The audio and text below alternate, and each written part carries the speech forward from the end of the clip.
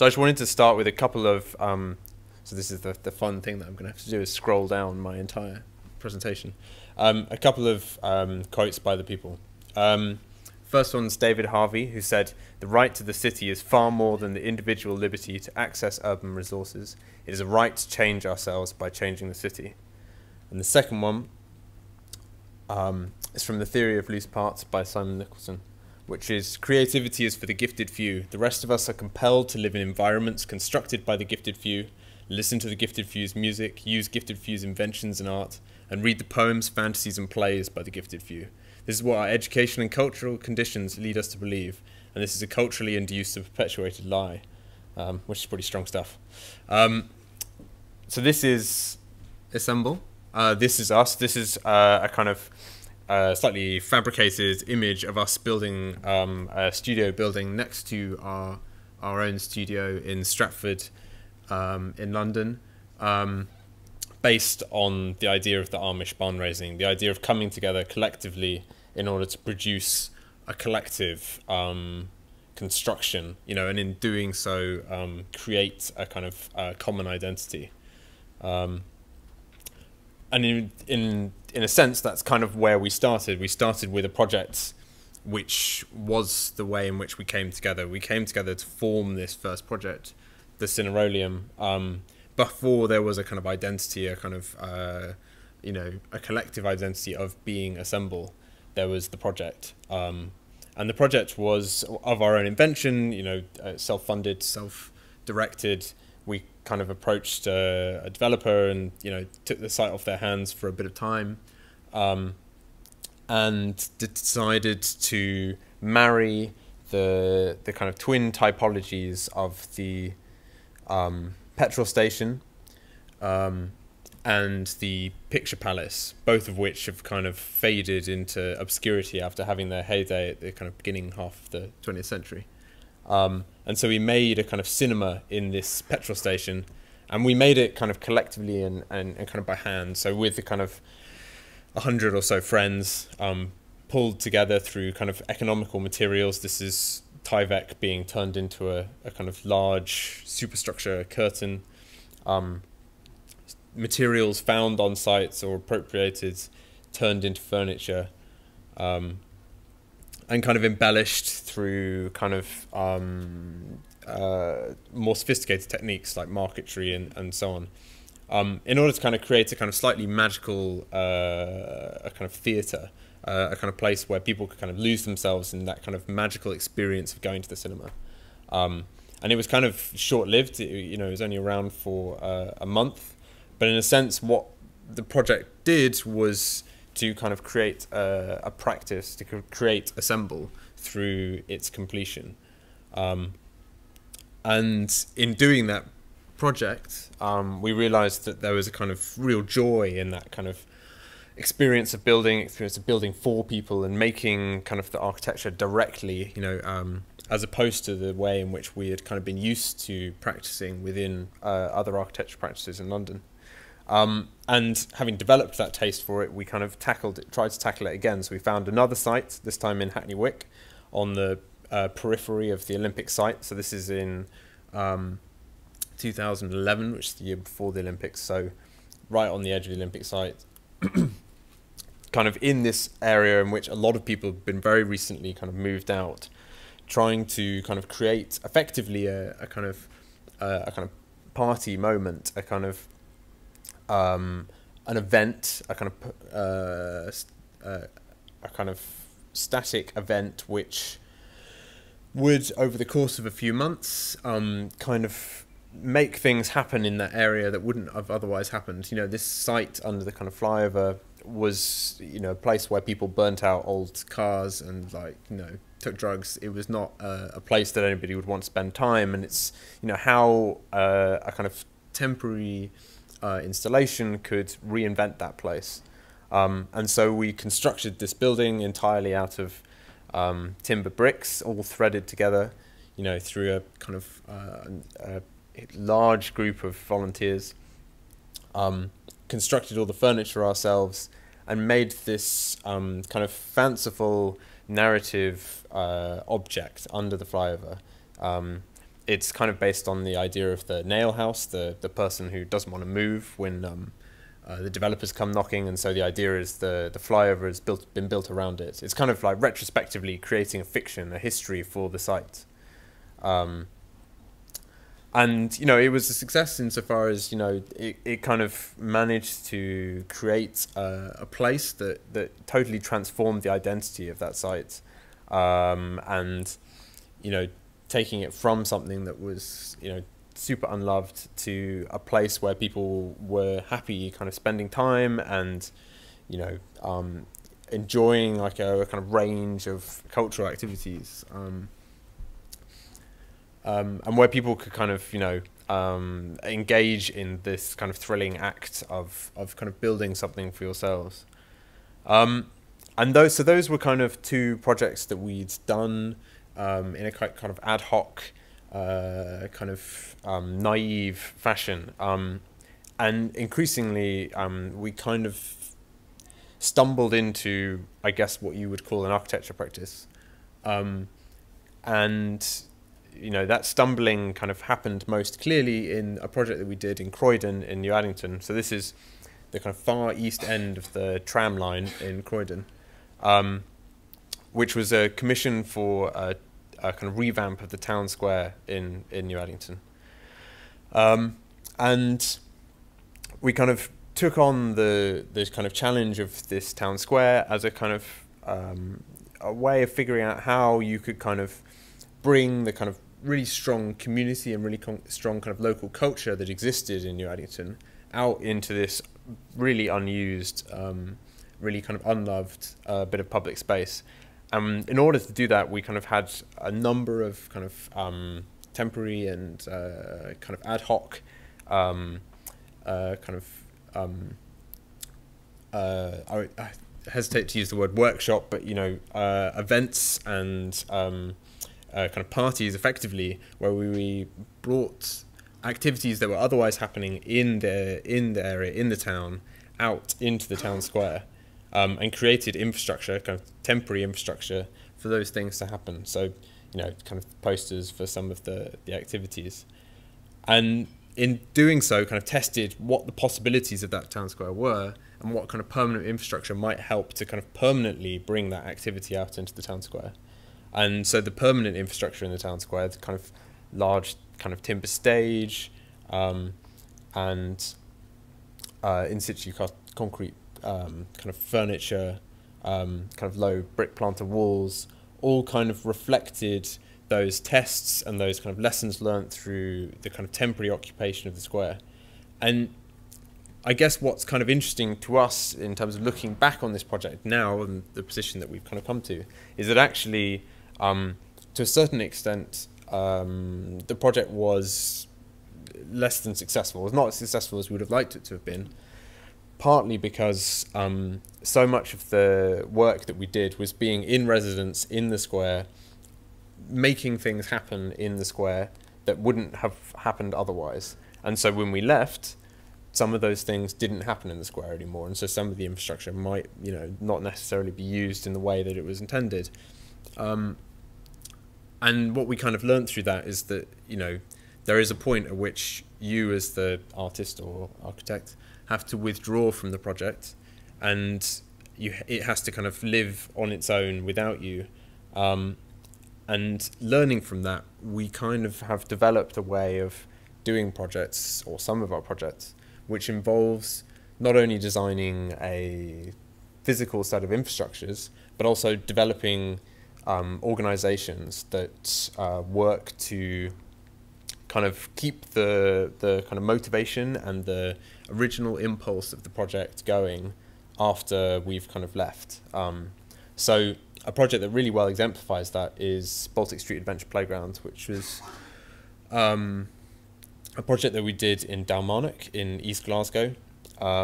So this was relating to the Commonwealth Games, and originally kind of came about through a kind of art fund relating to the Commonwealth Games. And what we did here was to find a site in Dalmarnock where the Commonwealth Games was happening. Having noticed the kind of lack of good quality play infrastructure, So we found a site in order to kind of make a kind of place where this kind of lack of infrastructure could be kind of redressed.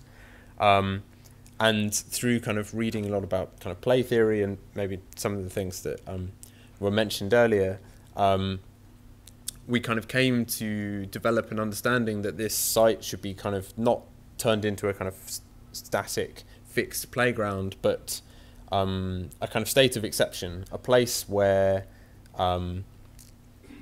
the risk and the kind of challenges of developing as a child can happen, can be allowed to happen. And so in as much as this project was about developing, the kind of physical infrastructure of the adventure playground, which, things like the kind of fence that creates the kind of the enclosure, it was about creating an organization with the people from the area. So Robbie, who's on the right there, one of the play workers, who was able to work with us over the kind of gestation of the project, over the kind of several years it's taken to kind of to make it happen, to develop a kind of ethos and approach, a way of kind of looking after the project, a way of thinking about the things that children can do in this space. And effectively, like, the kind of key rule of the space is that children can do anything they want so long as they don't harm any of the other children. And much more than any kind of physical piece of infrastructure that's been created, that rule is the kind of key piece of architecture. And it allows for kind of real creativity of means, which is the way in which, kids are able to develop, in that space. Giving them agency has been a real kind of a wonderful thing to have been able to do with that project. And I guess it's sort of become something that we're really interested in, is how you kind of work with people to enable them to have agency over the things that they have a stake in, whether that's a playground or whether it's a kind of residential area. And so this is a project that we've been working on in Toxteth in Liverpool. And so this area is the Granby 4 Streets in Toxteth. And we were originally invited to look at the area, the kind of yellow terrace, which is Ducey Street, for a kind of philanthropic investor who wanted to invest some money in a residential scheme in the area, looking at kind of refurbishing the terraces, as opposed to the kind of prevailing orthodoxy up to that point, which had been that you demolish them, rather than preserving this like wonderful kind of resilient architectural typology. And so we kind of did a scheme looking at how those terraces could be made kind of more flexible, more kind of universal, more accommodate kind of different types of units, from kind of studios up to kind of family houses. But unfortunately, that scheme hasn't really gone anywhere. But what it did mean is that we got to know the Community Land Trust, who had just formed at the time that we started working in Liverpool, but who were effectively the kind of residents who'd remained in the area after its kind of enforced kind of decantation subsequent to the kind of riots in the 1980s. And they'd kind of tackled the area so this is the Ducey Street project, and the designs that we developed for those spaces. We developed this idea, the winter garden with a kind of communal amenity in the middle of the terrace, which happened in the houses that were kind of most dilapidated. And what's really nice about this scheme is that this part of it is now happening, or is now hopefully going to happen, and it's just got funding from the Arts Council elsewhere in Granby 4 Streets. So that's really great, even though that kind of whole larger scheme hasn't happened. But to return to the subject of the community land trust, they had developed from the residents who'd kind of remained in the area and who'd really taken it upon themselves to take back the streets from the kind of their dilapidation, to plant the streets, which you can kind of see here, and paint the kind of empty houses, and make the place back into a place that they could be proud of and that they'd want to live. And so, in a sense, we were extremely fortunate to kind of meet these extraordinary group of people and be given the opportunity to work with them to start to kind of refurbish some of the empty houses in the area. And the process kind of involved us getting to know them quite well and really understanding the way that they lived in their houses and the kind of quirks and particularities that made their houses, you know, more than just kind of ordinary houses and into kind of particular homes. So these are some of the houses as they were found when we took them on, and we developed a kind of a design strategy which is kind of quite modest. I mean, the scale of the budget that the Community Land Trust had was very small.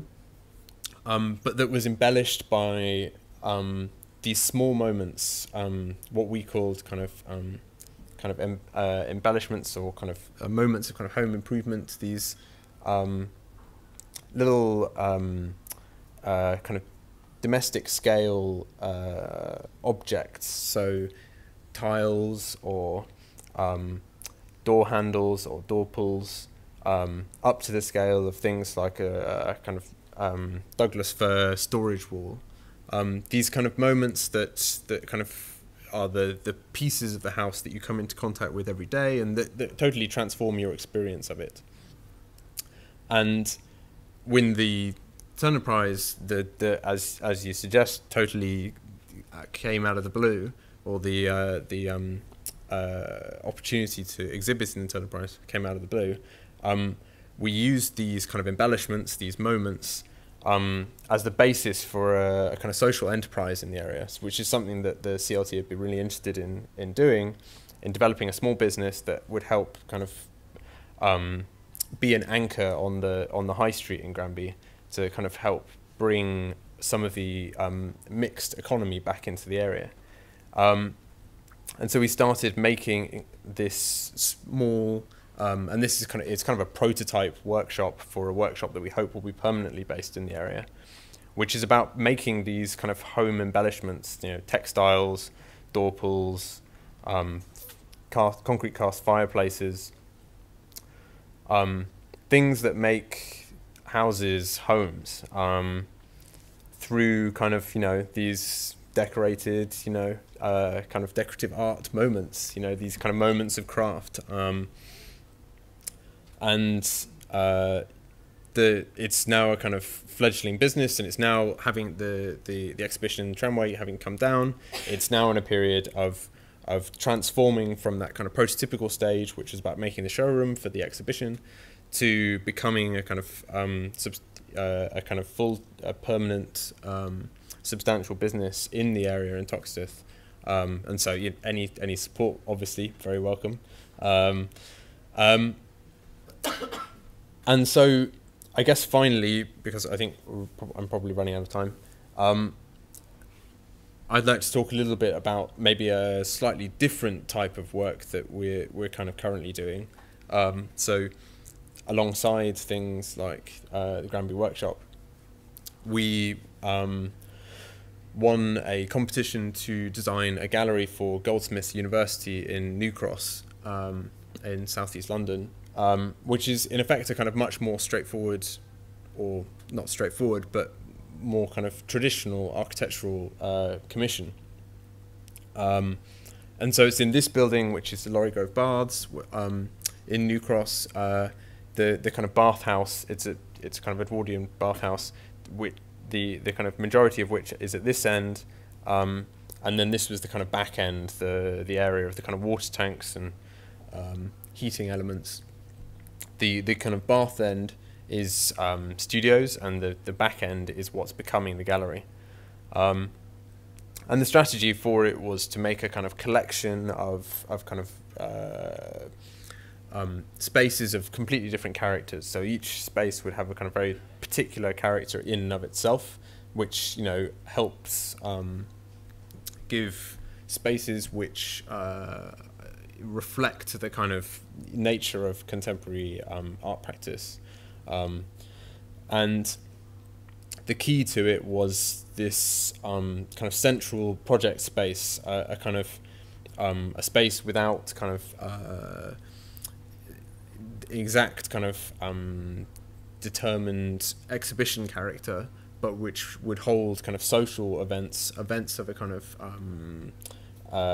exploratory nature, which are about kind of Goldsmiths University kind of finding a place within both the kind of local area and a kind of wider institutional network, a place where they can hold events and hold kind of discussions about who they are and why they have this space. And so for us, it was this kind of project space at the heart of it that really kind of informed the whole thing. But it, as much as that, with this project, it's been a kind of challenge for us to think about how our practice works in relation to a kind of more traditional architectural procurement process. And so a large part of that has been about how we can take the kind of hands-on physical approach to this project, which has kind of come about in kind of physical tests, in kind of one-to-one prototypes, as a way of kind of communicating alongside more kind of traditional architectural media to the contractors and to the kind of building professionals who we are, you know, now beginning to work with. And hopefully through that we'll make a building which is kind of retains some of the kind of physical, immediate nature of some of the early projects. Thank you.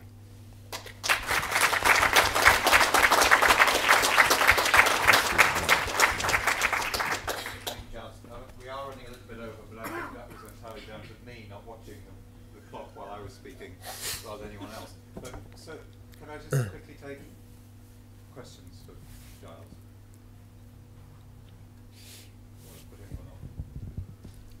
Hi. Some of your early work appears to be of a pop-up nature or transitory nature, and I was just wondering whether you feel as if your practice's legacy is, particularly with that work, more about the community spirit which it's fostered as opposed to the actual building work which has taken place. Yeah, I mean, with those projects, the temporary ones were done at a time where that was all we could afford to do, and all that could be afforded to have done. So they were only temporary in terms of that was the best way of getting things done. And yes, so, you know, the idea was, you know, even if this building has to be temporary because, you know, for various reasons relating to economy and policy, like there can't be a temporary permanent building here, that it should have a permanence of some kind, you know, whether that is the way that somebody remembers the site, that, you know, the second project, the Folly, has on the site kind of permanent infrastructure which was left as a kind of vestige of the project, which allows people to have events on that site, or whether it's in, you know, the way that people interact with that space or the way that it's subsequently used. That was the ambition, you know. I think it's challenge, and it's not, you know, as maybe it kind of came across with the kind of New Addington project, you know, I think the relationship between kind of temporary events and permanent infrastructure is much more complicated than I think often it's kind of talked about, you know, that, you know, that you kind of expect that if something worked there once, that it'll continue to work there forever. And I think it really is a kind of much more complex process than that. So that's not a very good answer. It feels like it's kind of like, I don't know.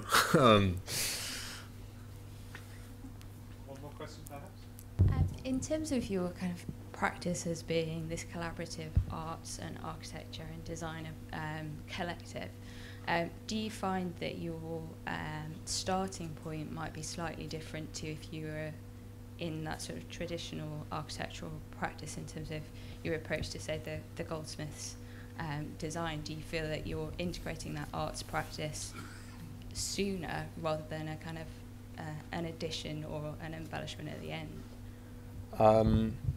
I guess that's maybe two questions. In answer to the first question about whether we have a different starting point, I mean, I would say no. I think, you know, in common, maybe with Ryder, someone like Ryder, you know, like, it is about place. You know, it's a similar starting point. It's about looking at the situation in which the project is going to sit. You know, a social, political, kind of like human situation, and making a judgment on that. And I think that is probably a similar way that you'd approach it, whether you're an artist or an architect. So, you know, that, I guess in a sense, that's why those kind of distinctions are unhelpful. The second part of the question about what was the second part of the question? Do you find that the kind of through that collaborative process, do you find that the kind of the arts about integrating art and architecture? I mean, I guess we've probably not done that really, and I guess because of the way that we work, you know, we involve artists in our own practice as well as people who've trained as architects, and so it's not really a case of, you know, going outside and finding someone who self-identifies as an artist and self-identifying as an architect and having a collaboration, but the collaboration just being through people who have slightly different attitudes to the way in which something could or should be done. And so I think, you know, it's in common with, you know, some of the things that have been said earlier. It's really about a kind of matter of relationships, and it's about having those good relationships, whether it's somebody outside or whether it's somebody internal, that help you collaborate successfully. And, you know, I mean, it is just a matter of, you know, human relationships, much more than it is about, you know, kind of disciplines or kind of professional identity. Sorry, we're going to have to move on. Giles, thank you. No, thank you.